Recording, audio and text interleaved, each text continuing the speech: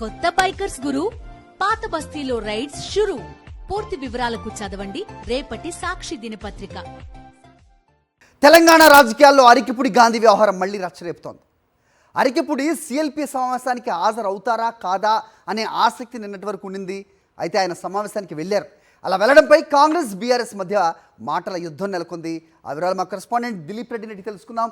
దిలీప్, చెప్పండి. సో అరికిపుడి గాంధీ ఏ ఉద్దేశంతో సిఎల్పి సమావేశానికి వెళ్ళారు? ప్రస్తుతం ఆయన కాంగ్రెస్ నేత లేదా బీఆర్ఎస్ నేత అనే ఒక మీమాంస, ఎందుకంటే ఉన్నది బీఆర్ఎస్లో, గెలిచింది బీఆర్ఎస్లో, వెళ్ళింది కాంగ్రెస్కి అనేది. ప్రస్తుతం ఆయన సమావేశానికి వెళ్ళడం ఇరు పార్టీల మధ్య మళ్ళీ మాటల యుద్ధం రాజేస్తాను.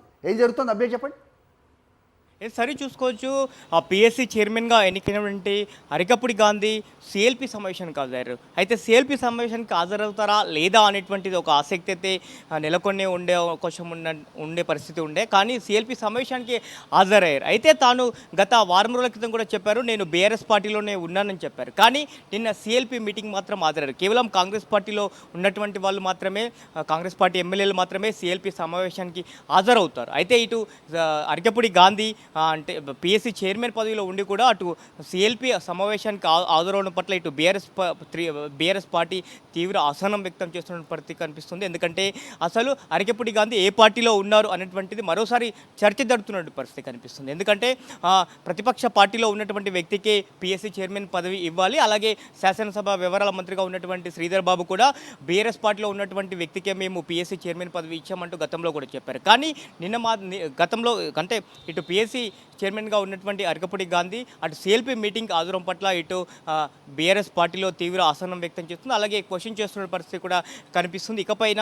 ఇకనైనా కూడా శ్రీధర్ బాబు ఈ బుకాయింపు మాటలకు చెలిచుట్టు పాడాలని చెప్పి ఇటు మాజీ మంత్రి హరీష్ రావు కూడా స్పందించారు. అలాగే పిల్లి కళ్ళు మూసుకొని పాలు తాగినట్టుగా ఉంది వైఖరి, శ్రీధర్ బాబు వైఖరి అంటూ కూడా ఘాటు వ్యాఖ్యలు కూడా చేశారు. సో దీనిపైన ఇటు కాంగ్రెస్ పార్టీ గతంలో అంటే అధికారంలోకి రాకముందే మేము పార్టీకి ఫిరాయింపుల చట్టాన్ని కూడా తీసుకొస్తామని చెప్తా ఉన్నారు. కానీ ఇప్పుడు పార్టీకి సంబంధించి ఫిరాయింపులను ప్రోత్సహిస్తుందని చెప్పి కూడా ఇటు బీఆర్ఎస్ పార్టీ ఆరోపణలు చేస్తున్న పరిస్థితి కనిపిస్తుంది. ఏదైతే కాంగ్రెస్ పార్టీ ఒక్కొక్క రాష్ట్రంలో ఒక్కొక్కలాగా వ్యవహరిస్తుందని చెప్పి కూడా ఆరోపణలు చేస్తూ ఉంది.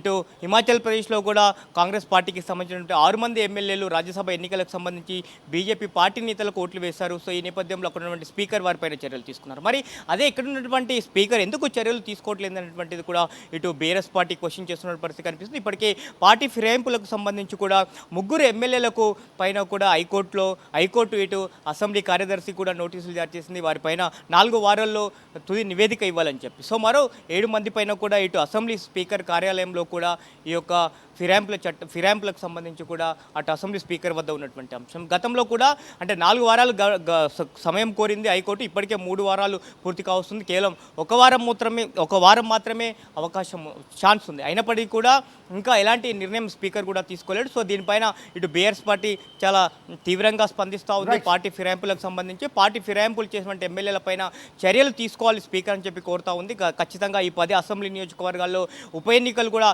వస్తాయనేటువంటి ధీమాలో ఇటు బీఆర్ఎస్ పార్టీ ఉన్నటువంటి పరిస్థితి కనిపిస్తుంది. అయితే ఇప్పటికే ఇటు అరికపుడి గాంధీ విషయంలో కూడా కొంత న్యాయ నిపుణుల సలహాలు కూడా తీసుకున్న పరిస్థితి కనిపిస్తుంది. ఎందుకంటే గతంలో పిఎస్సి చైర్మన్ పదవి ప్రతిపక్ష పార్టీలకు ఇచ్చిన పరిస్థితి నేపథ్యంలో ఈసారి కూడా ఇటు పిఎస్సి చైర్మన్ పదవి అరికపుడి గాంధీకి ఇవ్వడం, ఆ తర్వాత ఆయన సిఎల్పి సమావేశానికి హాజరవడం పట్ల కూడా ఇటు పార్టీ నేతలు సీరియస్ అవుతున్న పరిస్థితి కనిపిస్తోంది. ఇప్పటికైనా అరికపుడి గాంధీ అలాగే శ్రీధర్ బాబు ఖచ్చితంగా ఇటు అరికపుడి గాంధీ ఏ పార్టీలో ఉన్నారో స్పష్టం చేయాలని చెప్పి కూడా కోరుతున్న పరిస్థితి కనిపిస్తుంది.